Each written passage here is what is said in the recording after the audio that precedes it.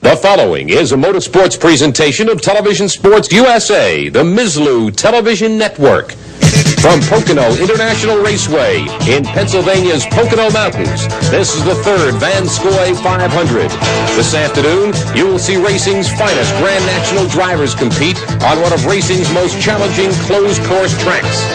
This program is brought to you by the Stroh Brewery Company, family brewed quality for over 200 years. Brewers of Stroh's, Old Milwaukee, and other fine beers. By Ford and your Ford dealer. Have you driven a Ford lately? By Skull Bandits, for tobacco pleasure without lighting up. It's a pouch instead of a puff. And by the STP Corporation. On the world's racetracks, on the world's roads. Depend on STP. Proven performance. Hello, everyone, and welcome to the most unique racetrack on the NASCAR stock car circuit, Pocono International Raceway in Pennsylvania. It has 3 straightaways of varying lengths and 3 turns of not only different radius, but different banking. I'm Mike Joy, and today 40 of NASCAR's finest drivers will compete in the Van Scoy 500. My co-host, Donnie Allison, has raced here in stock cars and Indy cars. Every straightaway, every corner on this racetrack is really different. It really is, Mike. You know, you get going so fast down the front straightaway, which is the longest, and then, 1 and 2 is banked a little bit, but not as much as you might like it to be. And then you got a short chute, another turn, which is flat, and a real short chute, and a long turn that is flat. So it's quite unique. The drivers, some say turn 1 is the toughest turn on this race course. Other drivers set up for turn 3. Some for the tunnel turn number 2. What it means is we could see 3, maybe even 4 lead changes on any given lap. Well, I think so, Mike. Like I said, the front straightaway isn't very long, and the first turn is banked, and some guys like to run through there fast, but most go over the tunnel good and 2-3 real good. The field is set on the starting grid. Let's go down to pit road and Charlie Harville. There's an interesting alignment at the front row of this race. Starting in the pole position is Neil Bonnet. The car was qualified there by David Pearson, and at the first opportunity, he will be getting in that car to relieve Neil Bonnet, who's still suffering from a broken wrist. On the outside of the front row is Lake Speed. It's the first time that Lake Speed has ever started in the front row in a Winston Cup Grand National race on a super speedway. That'll make things exceedingly interesting. David Pearson has started from the pole in almost 25% of the super speedway races which he's run. It's going to be a great battle right from the very start. We'll be getting to it in just a minute, right after this.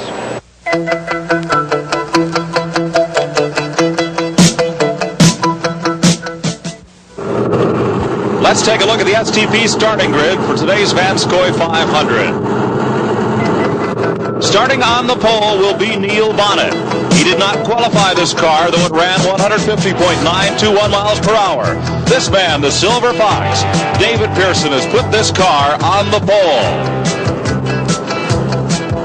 On the outside pole, Lake Speed, the former world go-kart champion from Jackson, Mississippi, in a Chevrolet at 150.7 miles per hour. Row number 2, the Bandit, Harry Gant, the Skoll Chevrolet at 150. Fourth starting slot, the point standing leader, Darrell Waltrip, in the Budweiser Chevrolet, twice Grand National champion. The man challenging him from the point lead is Terry Labonte. In the Piedmont Chevrolet, he'll start in the 5th position. Going 6th, one of the rising superstars of NASCAR in the Coors Ford, Bill Elliott of Dawsonville, Georgia. As the field rolls out, behind Chief Steward Ernie Moore, let's look at the rest of the field. Richard Petty and Dale Earnhardt in row 4. Row 5, Benny Parsons and Ron Bouchard. Tim Richmond and Cale Yarborough in row 6. Then Bobby Allison and Ricky Rudd. In the 8th row, Rusty Wallace and Jeff Bodine. Row 9, Buddy Arrington and Buddy Baker. Greg Sachs and Dave Marcus in the 10th row. Joe Ruttman and Bobby Hillen Jr. Sterling Marlin and Phil Parsons. Kyle Petty and Dick Brooks in Fords in row 13. Then Trevor Boys and Doug Hebron in Chevrolets. Tommy Gale and D.K. Ulrich. Clark Dwyer, the rookie, and J.D. McDuffie. Ronnie Thomas and rookie Bobby Gerhart. Jerry Bowman and Bobby Wawak. Then Giacomo Jr. and Bob Riley. Steve Gray and Jim Southard complete the field. There is the broken right wrist of Neil Bonnet as he awaits the start of this race. And as they come off the 3rd turn looking for the flag, we talked to both Bonnet and his relief driver, David Pearson, about their strategy. I think we decided now that Neil is going to run to the first caution because I wouldn't get lapped if I changed it, but leaders will be so close to me that afraid that they could draft up on me and give me a lap down right quick. Neil, how soon are you going to get out of the car? Well, we're supposed to make the change on the very first caution flag that comes out, and to be honest, I'm hoping that caution's a long way into the race.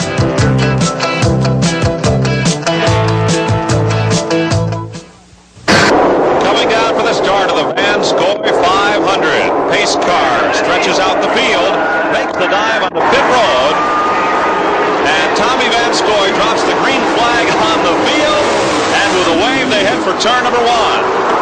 Neil Bonnet has jumped right out in front of Lake Speed and Darrell Waltrip as they come off turn 1. Yes, and that car is handling exceptionally well, Mike, because, Dave was really good enough to sit on the pole in that car, and Neil told me that the car was handling exceptionally well. Right now, this is the second longest straightaway on the racetrack. As they head for turn number 2, there they go over the tunnel. And down the short straightaway to turn 3. Lake Speed drafting off Neil Bonnet into the long, flat turn number 3. It's the biggest radius turn on this racetrack, but it's also the flattest. Off 3. Past the speed shot camera and down the front straightaway. Tight draft all the way back, single file through the field. But once they hit that straightaway, they fan out. Petty drops to the inside, right side of your screen. As they hustle down this long straightaway and into the steeply banked turn number 1, Bonnet leads, and Lake Speed tries the inside. And, right there, it looked like Neil's car pushed a little bit, and that is a pretty good place to pass. Here again. The next corner is very flat. Across the tunnel, and if you get it a little bit too deep, you flat out get better than somebody. As Speed tries to dive underneath Bonnet, Gary Gant moves right up on his rear bumper, and that's how they go over the tunnel. Turn number 2. Petty is right there. He's moved to the 4th spot. Neil drops to the inside. And into turn number 3. That flat corner for the second time. Lake Speed is right with him. Harry Gant is 3rd. Petty is 4th. Waltrip is 5th. Petty sweeps high off the corner. In Bonnet's draft, as Speed comes throttling down the inside, Harry Gant pushing them along down the front straightaway. 2 by 2. They approach turn number 1. Something's got to give. It is Lake Speed popping up front. And Gant goes to 2nd. They really got a good run down that front stretch. Well, they did that, Mike, by virtue of the draft. Anytime a car seems runs around 156 mile an hour, the draft is really effective. Lake Speed, what's your strategy in the first laps of this race? Not really. The strategy for the race wouldn't be any different. The confidence level, it just helps the confidence a little bit more, I think. Maybe it might actually turn around and be the other way around. I might be a little bit more laid back than I would be normally, knowing that we really do have the car to do the job, and we proved it 2 days in a row. I've always said a race strategy, nobody, no driver, no crew member can predict exactly what they're going to do until that race starts. Until you're dealt a handful of cards, you don't know what you're going to play because you don't know what hand you've got.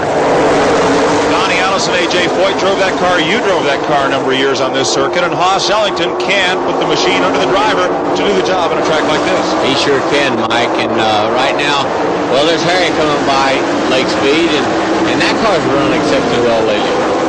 Harry Gant, the Travis Carter engineered Bandit, has gone to the lead. Lake Speed is in 2nd. Challenging up the outside, drops it back in the draft. Richard Petty watches respectfully from 3rd spot, all this dicing up the front of the field. You're watching the leaders. Harry Gant on the left side of your screen. Lake Speed, stage right. And in 3rd, the man who's trying to win his 200th career NASCAR race today, Richard Petty. What does 200 wins mean to a driver's career? Well, Lake Speed would have to win every NASCAR race for the next 6.5 years to equal Petty's mark. And in a season like this, when 8 drivers have already won, it'll be difficult for anybody to win more than 4 or 5. I think that'd be virtually impossible for somebody to win 200 now, Mike. And Petty has an excellent chance of winning 200 today. He's noted to have a good chassis on his race car, and he's proven right now he's running as fast as anybody on the racetrack. Petty qualified 7th, and the word around the garage is anytime Petty qualifies in the top 10, watch out on race day. Watch out in the straightaway as Petty goes for the lead. Puts that STP Pontiac up in front of the Scoy Chevrolet of Harry Gant. Lake Speed in that Bullfrog Knits car is third. Neil Bonnet, Darrell Waltrip behind them. You see how long and flat that third corner is. It seems like they spend half a lap, half of their time in corner number 3. They move out really close to the wall coming down the front straightaway. Petty, walking the track yesterday, commented how uneven the wall is. It's not concrete like at many tracks. It's steel, and it is kind of wavy there where you guys have bent it around a bit over the years. Well, I think that it gives you that impression, Mike. It's not really as wavy as he might think it was, but there has been a few guys hit that thing pretty hard. Probably doesn't look as straight standing there as it does when you whiz by at 160 miles an hour. No, that's for sure. Harry Gant is keeping Petty in a tight trap. Lake Speed sticking right with the leaders. Had a run at Rookie of the Year just a couple of seasons ago after coming off the go-kart and short track circuits. He raced all over the world in go-karts, and he says that experience, that running in tight traffic, helped him a lot in preparing for a Grand National stock car career. Speed comes up the outside. Harry Gant drops low. The dust kicked up by Petty. He really likes to run close to that wall. He does, Mike, and right now he's trouble. Jerry Bowman has come around, and J.D. McDuffie has collected him coming over the tunnel, and that will bring out the first caution of the day. The veteran campaigner from Sanford, North Carolina, J.D. McDuffie, climbs out of his Rumple Furniture Pontiac, and is that car rumpled? And here comes the on-command driver change.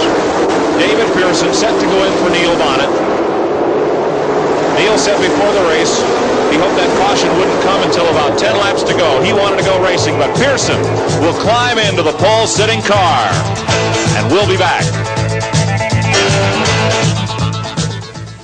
That's Cal Petty. Pearson, NASCAR's all-time super speedway winner, now behind the wheel of car number 12 in relief of Neil Bonnet. Bonnet, favoring that broken wrist, is standing on pit road with Charlie Harville. Neil, you weren't in the car very long. What are the track conditions like? Well, the track feels pretty good. I've done a lot of work on it, put down some new surface, and the car feels super. It's, I hated to get out. I was hoping we'd have a caution about 100 miles in the race, let me run a little bit, but David's doing an excellent job for us, and I certainly do appreciate him. He looks like a boy on Christmas night after all the toys have been put away. He's been told to go to bed. And I'll tell you right now, Mike, I'm sure he's not the happiest man at Pocono Speedway. He'd like to be out in that race car, and look at them fan out down the front straightaway on the restart. Now Pearson is at the tail end of the field as Cale Yarborough comes down the right side of your screen and picks up several spots on the restart. Petty will lead them off the corner. Most of the leaders did not pit on this early caution flag. Harry Gant's right with him. Lake Speed is in the third spot.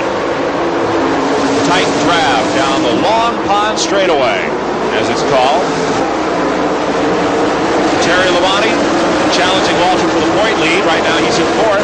And Dale Earnhardt in the Richard Childress car runs in fifth. And here is Petty extending the lead. It is only 3 car lengths, but it's the biggest lead of the day. Well, I noticed that last time that Harry Gant and Lake Speed's car got sideways coming off the fourth turn, and I think that's the reason why Richard got that little bit of lead. And they couldn't get it up the draft back down the front straightaway and catch back up. But now in the front straightaway, Gant has again caught Petty. That yellow hood was Earnhardt. The white one on your right is Terry Labonte. Cale Yarborough is right in the middle of all that. And Bill Elliott slams down to the inside in turn 1 in his red Ford. Of no concern to the 2 leaders. They open up a bit of gap on the field, and when Gant sees that big break in his rearview mirror, he goes for the lead. Harry Gant at 33. Burt Reynolds and Hal Needham own Chevrolet. And Petty's car, now owned by record company executive Mike Kerm. So there's a little bit of Hollywood in the front of the field. In fact, Walter Wood, movie producer, owns a piece of Labonte's car. Well, that's all Hollywood. This is stock car racing, and Petty goes to the lead again against Harry Gant. All the passing so far has been done on the inside. Well, and I'm sure on that particular corner right there, too, Mike, like I said before, it looked like Harry Gant's car got a little loose last time. And that time it did get loose. That's why Richard was able to run a fun race. As a driver, you've got to notice and take advantage of that kind of thing. How the other guy's car is handling. Well, see, what happens right now is Richard might have him beat in one corner or the other, but losing to him a little bit like he is right here in the first turn. So he's got to take advantage of where his car is working the best. That's the wonderful thing about watching a race at this track. Every corner is different, every straightaway is different, and the lead can change hands 3 times in one lap, and it looks like this lap, maybe it will. Petty looks to the inside again. Coming up on the corner, drifts a bit higher. And as they cross over the tunnel, they're single file. Gant, Petty, Terry Labonte. Boy, is Gant's car loose. That's what I was talking about, Mike. That car really gets loose off that little turn across that tunnel, and the same thing off the turn 3. And Richard's car right now is getting a little bit better of a bite.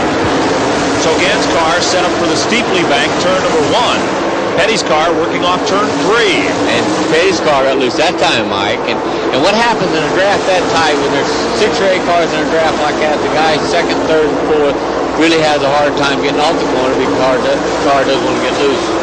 Terry Labonte gets through. He gets through Richard Petty for second. Harry Gant, Terry Labonte, Richard Petty, the front 3 cars. In fourth, Dale Earnhardt. Now Labonte flexes the muscle of his Chevrolet and just grabs by Gant. Petty goes with him. And Gant gets hung out to dry out of the draft. Here is Earnhardt, and he slips underneath Harry Gant. Same place Gant had problems the last 3 or 4 laps. And Harry's car is getting looser and looser every lap, Mike. And, you know, that's the thing that happens here at this racetrack. You know, when I ran here, I noticed the same thing. I started out with a car what I thought was plenty tight, and in 5 or 10 laps, I was so loose I couldn't drive it. Yarborough's moved up to 4th, and Earnhardt in the blue and yellow number 3 car wants to go all the way to the front. And that 3-wide racing allows Labonte a bit of margin. Earnhardt's the meat and the sandwich. In turn 1, he goes up high, and Cale Yarborough gets the bottom of the racetrack, and he pops up in second spot. So Earnhardt will be 3rd, and Richard Petty will drop to the 4th position. As they head for the tunnel turn, here's Trevor Boys on pit road in the James Hilton automobile. And Dale Earnhardt moves up on Yarborough for the 2nd spot. Earnhardt, former Rookie of the Year, Grand National Champion, now rides 2nd behind Terry Labonte. Cale is 3rd. Richard Petty is 4th. Harry Gant slides up the outside. He's in 5th. And Earnhardt wants the lead. Well, I'll tell you what, now this racetrack is kind of suited to Dale Earnhardt. He doesn't mind a bit, slide a little bit here or there. And there comes Cale down underneath, making it 3 abreast down the front stretch. Cale Yarborough took advantage of that huge drag created by 2 cars side by side. He got the lead. Earnhardt's going to steal it away before they get out of the corner. Dale Earnhardt on the bottom of the racetrack, right side of your screen, dueling Cale for the lead. Where the rest of the cars line up will dictate the front spot. They fall in behind Yarborough, and Earnhardt goes back pedaling through the field. Well, Mike, that's that draft I was telling you about right there. Terry Labonte got right behind Cale, and they just pulled right back by Dale Earnhardt. If you don't have a partner, you can't dance, and you can't draft. So Yarborough will lead it. Lead has changed twice, 3 times on this lap. As they come back to start-finish, here's Petty. Drops in line in 4th. Cale Yarborough the leader. Labonte in 2nd. Earnhardt 3rd. Petty 4th. Single file this time. Nobody trading places. Bill Elliott comes down low in the Ford. He's about in the 8th spot. Bobby Allison ducks his Buick down to the low side. Allison in 7th. Spinning out, Clark Dwyer brings his car around at the entrance to the road race course in the Pocono infield, and that will prompt the caution for the 2nd time today. Here's Yarborough on pit road. Waddell Wilson and the Hardee's crew waiting for him, and he just narrowly misses a car cutting into his pit stall. Waddell Wilson and the crew go to work as Harry Gant gets service from Travis Carter. Let's look at the replay. Mike, it shows that Sterling Marlin tried to leave just as Cale got there. I'm sure he didn't see him and almost hits him in the side. They'll line up for the restart when we return to Pocono. Spurgeon. Beautiful beautiful day for racing at Pocono, Pennsylvania. Almost 100 degrees at trackside, and the competition just as hot. Harry Gant's the leader. Terry Labonte is second, then Earnhardt, Yarborough, all Chevrolets, then the Ford of Elliott. On the right side of your screen is David Pearson. He's one lap down. As they go for the restart, he'll try to get back on the lead lap. And the green flag flies over the green and white car of Harry Gant. Again, they pan out down the straightaway and jostle for position. Into turn one. Elliott drops to the inside, so does Cale. Earnhardt goes up high. It'll be Harry Gant. Middle of the corner with the lead. Labonte is second, and Pearson was unable to get back on the lead lap. His car did not get as good a jump on the restart. No, I didn't like it. He's having a little problem with the chassis right now. The car's not handling as well as it was early in the race. Harry Gant up front as they pass what must be the largest crowd ever to see a stock car race at Pocono. Grandstand jammed to capacity. And Labonte jamming his way into the lead. Drops to the inside on Gant as they head for that long turn number 3. Labonte, Gant's car skittering around a bit on the flat surface of that corner as the field swings by the start-finish stripe.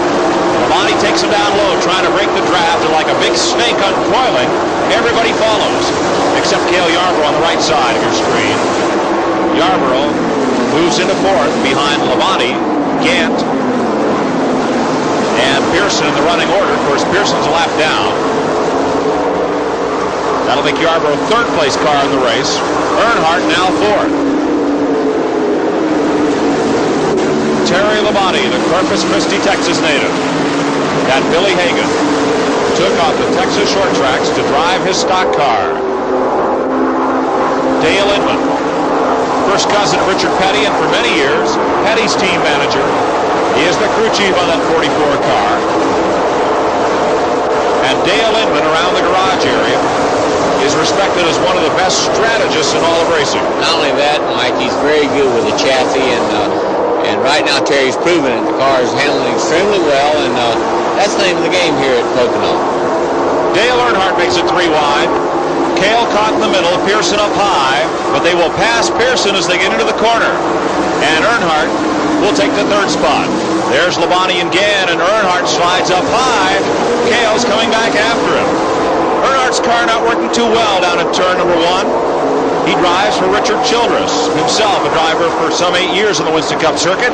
He's with Charlie Harmel. Richard, you're staying on the pace, but you're not gaining. Is there anything you can do to try to catch up? Well, we're a little bit off right now. Our tire's staggering. We're going to try to make the adjustment on the next stop and see if we can catch back up. We're running about the same pace, but we just lost some on the cold tire. Like Neil Bonnet today, Richard Childress spent a few races wondering what he was doing, not being in that race car, but he's adjusted well to the role of team owner. He really has, Mike, and he knows how to correct the problem when Dale tells him. Just like the tire stagger, you know, they got a little bit too big a left rear, a little bit too small of a left rear, or something like that, and the car doesn't handle nearly as well like that. Childress crew chief, Kirk Shelmerdine, a Pennsylvania native. He's from Philadelphia. Labonte on your left, Harry Gant on your right. Stuck together like peanut butter and jelly. There's Cale Yarborough moving up. Cale now in the third spot with Earnhardt back in fourth, and Bill Elliott's fourth in fifth. And Cale has wasted no time in reeling in the leaders over the tunnel turn number 2. Mike, you know, it seems like the car that's leading off of that turn gets extremely loose. No matter who's leading, whoever it is in front gets loose off that corner. There's Labonte, and his car just darts back and forth in turn 3. Won't hold the low groove. Oh, excuse me. Here comes Cale. Now, once in the straightaway, we'll see who's got the horsepower. And Labonte, with help from a little bit of draft from Gant, in front of him, and Earnhardt behind him, edges ahead of Cale. But handling is the story in turn 1, and Cale's got it. Cale is second. They stack up right there. Labonte in third, Earnhardt in fourth, Bill Elliott in fifth. That's the way they come off the corner and down the long pond straightaway. And those 5 cars just pull away from the rest of the field right now. Off for the tunnel turn. The medium bank turn at this race course. Over the infield spectator tunnel. And now into the short chute. Labonte right behind Yarborough. Yeah, those two are having a pretty good race right now, Mike. One will slip a little bit, and the other will gain, and they've swapped several times early on in the race. And well, Terry's car just gets loose off the corner right now. I don't know what the problem is, but maybe the tire stagger's not right or something. But he's just not as tight off the corner as he was before. Long gap back to 6th place. Ricky Rudd in 7th place. Waldron. Cale Yarborough wants the lead in turn 1. Now Harry Gant looks like he's working really well through the first corner. And I'll tell you, they're really getting that corner off the low, Mike. They're actually below the yellow line and separate the apron from the racetrack, but he is handling extremely well there. And I don't know, we'll see if his car gets loose off that corner like everybody that's been leading so far has. No, we won't, because Cale will lead them off turn 2. He sure will. That's how quickly things change here at Pocono, one of the most competitive tracks on the NASCAR circuit, and you're seeing why. Earnhardt wags the tail on the right side of your screen. 3 wide in the short straightaway. Elliott, Labonte, and Earnhardt as they get into turn 3. You don't see that often. You see him down the front stretch 3 and 4 wide, but not up there. Well, with Dale Earnhardt, you always see him 3 wide anywhere, Mike. And I notice now that Elliott's car is really sticking awfully well, and he's content to ride there 5th right now, but they got to watch out for that guy. Bill Elliott in the Ford, trailing 4 Chevrolets. Cale Yarborough at the head of that pack. Harry Gant, Dale Earnhardt, Terry Labonte, Bill Elliott. A look from the tunnel turn down the Long Pond straightaway. They fan out 2 abreast again. Now you see everybody drafts with Gant.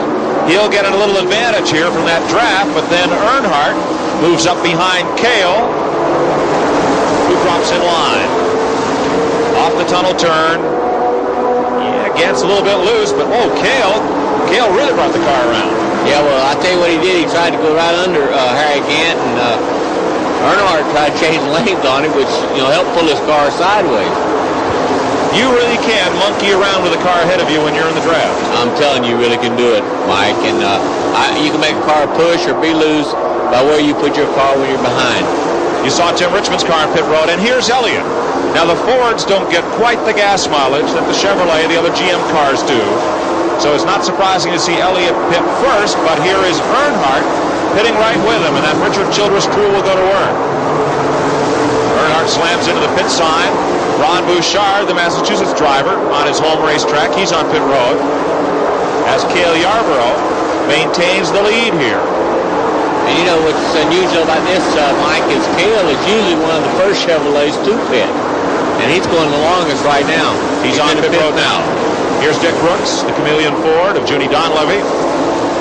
They go to work. Right side tires for most of these cars. These are scheduled pit stops under the green. And we'll be right back with more racing at Pocono.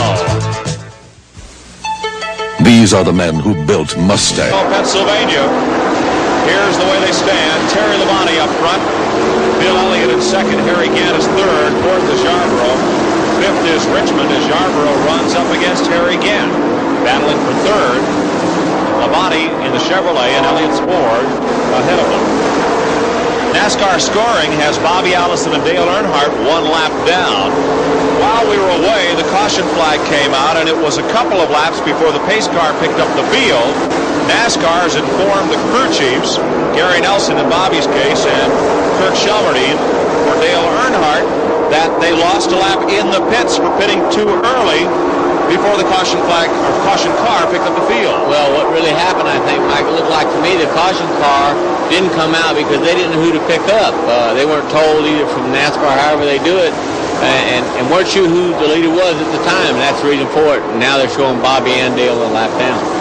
Bit of confusion and a lot of discussion going on in those 2 respective pits. In the meantime, we got a mighty good race going on. Ron Bouchard has slowed. The leaders go by him.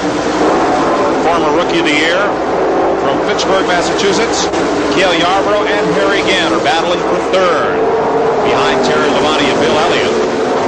Now, Gant was the last driver to make a pit stop. He should be able to go all the way. Well, really, Mike, right now they get awful close, and Cale was one of the last ones to stop a while ago, so he's got a good load of fuel on board, and really it's marginal. It's very marginal right now if you can go all the way. Without another caution flag, it will be questionable who can go the distance, but nobody's worried about gas mileage right now as they race for third spot. Gann on the inside, Yarborough on the outside, down the front straightaway, which is newly repaved. You see the break there between the new and old pavement going into the corner. Right, and I'll tell you, those guys weren't saving any gas right then. They were both flat out down that long front straightaway. Cale pulls right up on the deck lid of Harry Gann. A lot of improvements at this speedway for 1984. New pavement on the front stretch, a new infield VIP tower, some amenities for the huge crowd of fans that have jammed in here to see these cars run, and that'll be back July 22nd for the Light Cola 500. If they see this kind of racing, they will get their nickels worth. Harry Gann on the inside of Cale again. Race today, Mike. Tim Richmond is right there. He's among the leaders as Gant squeezes through for third spot. Richmond is there, Earnhardt is there, and Allison. Now they are a lap down, remember. It is Allison who's gotten the best gas mileage in all of NASCAR racing the past couple of years. In fact, after Charlotte 2 weeks ago, NASCAR inspectors almost cut his car completely apart to see if he was hiding any extra gas tanks anywhere. Yeah, I know, Mike, and the funny thing about it, Bobby told one of the inspectors he wished he'd hurry up and find it where he could hook it up. And Cale Yarborough looks like he wishes he could hook up some handling to that car. Loose off the corner. Cale brings it right down the straightaway, ducks under Harry Gant to take third spot away once again. Gant settles right in on his bumper over that tricky tunnel turn, and Gant's car is loose. Boy, is he having trouble there. Well, what I said, Mike, that's more the draft than anything else. Look at 3 wide. Earnhardt is right with him. Now, he's hopping mad. They've told him on the radio that he's a lap down over the two-way radio from Karn to Richard Childress. He's trying to scramble to get back on the lead lap. So he passes Gann and Yarborough. It's not for position. Here is Richmond. This is for position. It's for third spot. 3 wide. Richmond, Gann, Yarborough.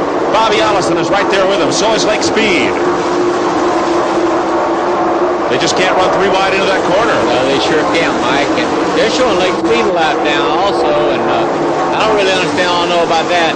There comes Bobby up underneath the bottom, and I know right now he is really trying to get his lap back. Allison, Earnhardt, they've both been in the chase all day, but they're being scored 1 lap down. Gann has fallen in behind them as they lap by one of the slower cars and head for turn 3. Cale Yarborough. He and your brother have been battling back and forth over the years, see who can win the most races. I don't think either one will ever catch Petty or Pearson, but it's going to be quite a battle for career wins for third overall. Well, right now they are tied, Mike, and both of them really want to win this race more than to set the record, but just to win this race. Bobby Allison won this race last year. Then fuel mileage was the story. He outdistanced all his rivals on that last tank of gas. Harry Gant slips underneath him, and Allison, who is a lap down, will be a long shot at best today, regardless of the gas mileage story. And right now, I think what it is, Mike, his car is not doing as well, although he might be a little aggravated also, yet he wants to give Harry every opportunity to win the race if he can win it. So Harry Gant runs off and leaves Bobby Allison over that tunnel turn and tries to track down the leaders. Harry's car has worked extremely well all day. And, right now with him running like he's running, if he can go the distance on fuel, he's got an excellent shot at winning this race. Of course, the caution flag would change all that. There are the leaders, Terry Labonte in the Billy Hagan Chevrolet and the Harry Melling Ford of Bill Elliott. 2 young drivers, both with a tremendous future ahead of them. Elliott has 1 win out of Riverside, California. Labonte won the Southern 500 at Darlington a couple of years ago, then went through a long dry spell before winning again this year.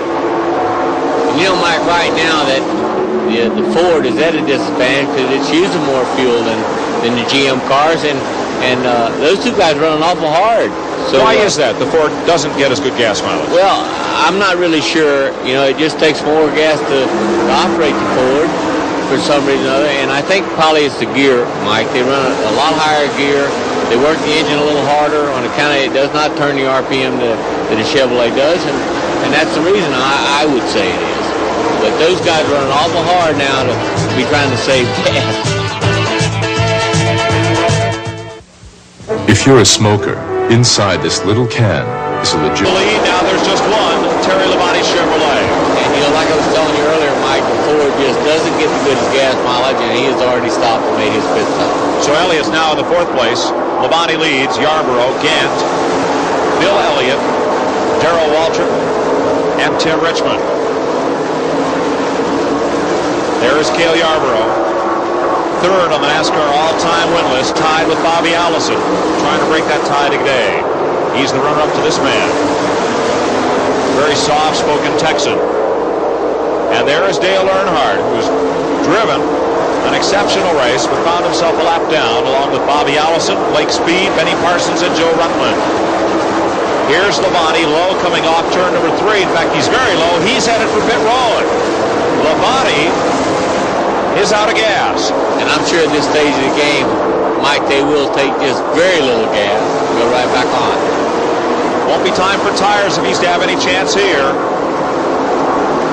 Gas man, Wayne Dalton doing his job. Terry's younger brother, Bobby Labonte, he's got the gas catch can running there after the car. And Labonte's back on the racetrack, but what a disappointment. There's no gas gauges in these cars. No, and as close as they can figure, Mike, they figure they get somewhere around 5 miles to the gallon, and there's no way to know if you're leading a draft or if you're following the draft, you might get better or worse, and there's just no way to tell. Your brother gets 6. Well, sometimes. There's Bill Elliott's Ford. He's had to make his pit stop. Like the Labontes, where Terry's brother and his dad are on the pit crew, the Elliott's a family racing operation. Harry Melling owns the team, but Bill's dad, George, works on the crew. His brother Ernie is crew chief, and his brother Dan is co-crew chief. There's a lot of family in that car right there too, Mike. You know, Greg and Waddell's sons. Waddell builds the engine, and his sons work in the engine room and work on that car also. So it's quite a family deal. Waddell Wilson, the crew chief and engine builder. Harry Vernier owns that automobile. Cale hasn't skipped a beat as he comes off the straightaway. And right now he's hoping he's got enough fuel to go all the way. Does Yarborough have the best handling car on this racetrack, and does he have enough gas to go all the way? Charlie Harville? Well, we put one round of bite in the car, and other than that, it feels pretty good. He says that it's better when the tires gets wore down a little bit. We got a little bit tight on new tires, and then the tires come in, and then he begins to get going good. How's your gas mileage? Well, we've worked hard on that. We're still not getting as good as Bobby, but we're getting a little closer. Well, nobody's gotten too close in quite a while. Allison is still the gas mileage champion of NASCAR. But when he says we put around a bite in it, he's not talking about the hamburgers on the side of that car, is he? No, he's not. He's talking about around the wedge and the left rear. And see, right now, Harry again is riding right behind Bobby. He's saving all the fuel he can save, and that might just win the race for him. Yarborough, Gant, up front. Labonte has stopped for fuel. Elliott has stopped for fuel. And the other two guys, if they run out of gas, Labonte and Elliott will be right there racing for the win. Well, if you don't have a gas gauge, of course they're keeping track in the pits how many laps you run, and they're trying to plot when to make that stop. But how do you know out there in the race car? Well, you only got to go by the two-way radio, Mike, and it's up to the man with the calculator in the pits, and if he figures wrong, he just ran out of gas. That's all there is to it. Well, it happened here last year. Kyle Petty ended up pushing his father onto pit road. Dave Marcus ended up pushing Bobby onto pit road when everybody ran out of gas under caution. But today, they're under green, and they're trying to race those near-empty tanks of gas to the checkered flag. Bobby Allison, Harry Gant drafting off him. Now we look at Cale Yarborough. More than a turn around the racetrack, ahead of Gant.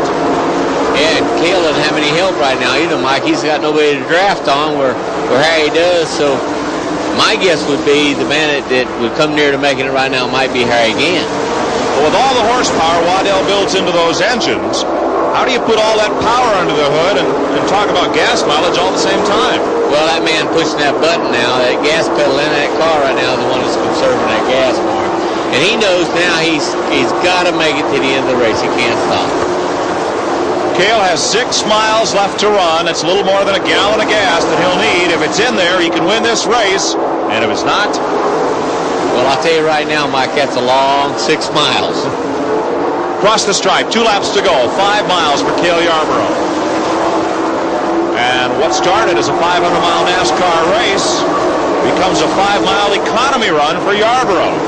And for Harry Gant, the second-place car. Neither one has stopped for gas.